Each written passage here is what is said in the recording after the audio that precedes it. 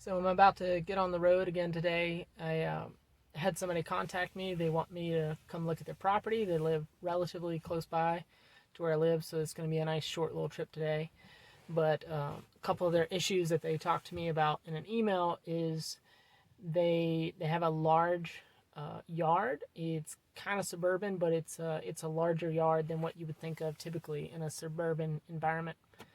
And then they grow kind of these staples of corn and tomatoes, and they're really good at it. They produce a lot. They're really happy with that. They want to keep those crops, but they also want to diversify, and they want their time costs to go down. So that's one of the issues. And the land is like decently flat, which is not normal for this area. So I don't know if it when they built the house site, it got really leveled.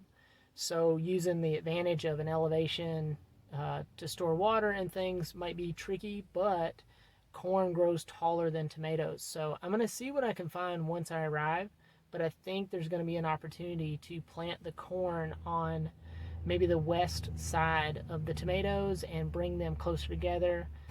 And then they also want more plants and more diversity. So if it's not corn that's going to fulfill that role of shading out the tomatoes just in the afternoon sun, not putting them in the dark forest. So I'm really interested to see this property because it's a little bit different than what I normally do. But these people are super nice, and I'm so happy to come talk to them again. Hopefully I'll see them today. They said they might not be there. And yeah, we're just going to check it out together. So I'm going to keep the camera at a kind of interesting angle just to give people privacy because this isn't my land, but I have permission to be here. So this is a pile of organic matter. It was tomato plants that got pulled up from what I'm about to show you, and this is a burn pile.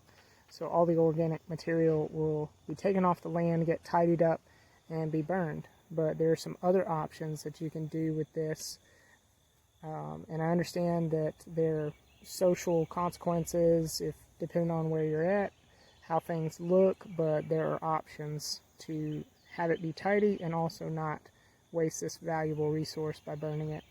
So this is typical for like a backyard garden. In my region, there was a row of tomatoes, and then that got pulled up and put in the burn pile where I just showed you, and now it's been tilled for a second time. There's no ground cover, and there'll be a second planting for the fall. So right now, the organic material got lost to the first tillage, and then it got lost to the second tillage, and then the biomass that was left over after the tomato harvest is being pulled away and taken elsewhere. That same sort of concept can you can apply that to a handful of different things.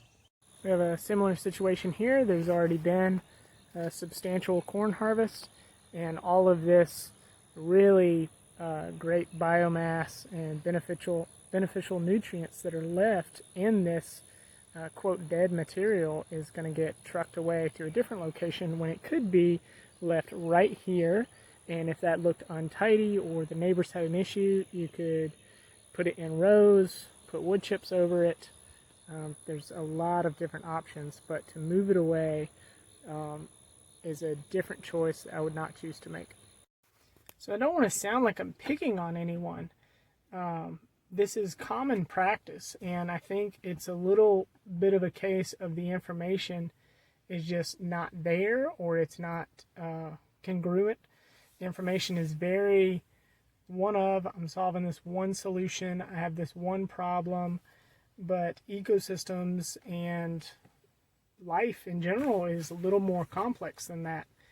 From a very practical standpoint, if you are gathering resources from outside your land, bringing them onto your land, and then life happens, you have water, you have sunlight, you have soil, things grow, okay, now you have a bonus waste resource.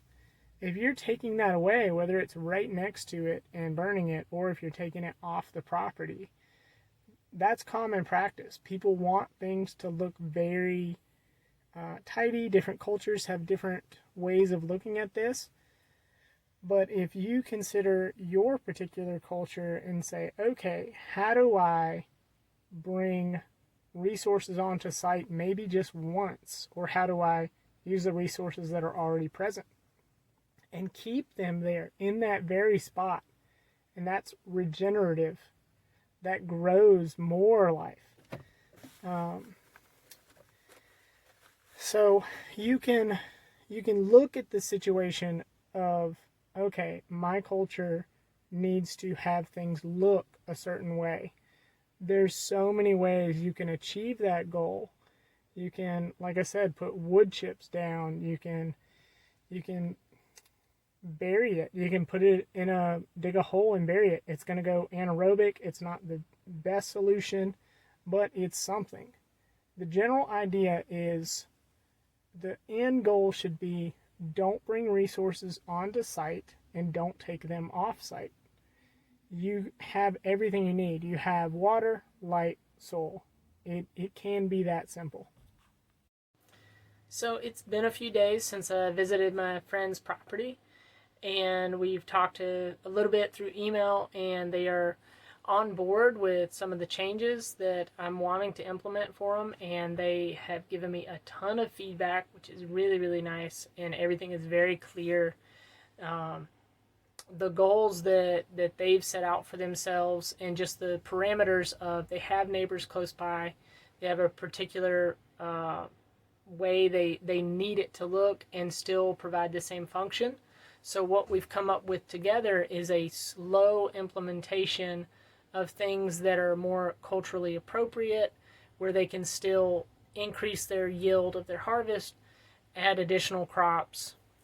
I'm very much a fan of no tillage. They're still gonna till, and so the way to kind of inch closer toward this less loss of organic material to tillage and less loss of moisture in the soil to tillage is, we're going to compact the growing area and make it more efficient so that they just till less.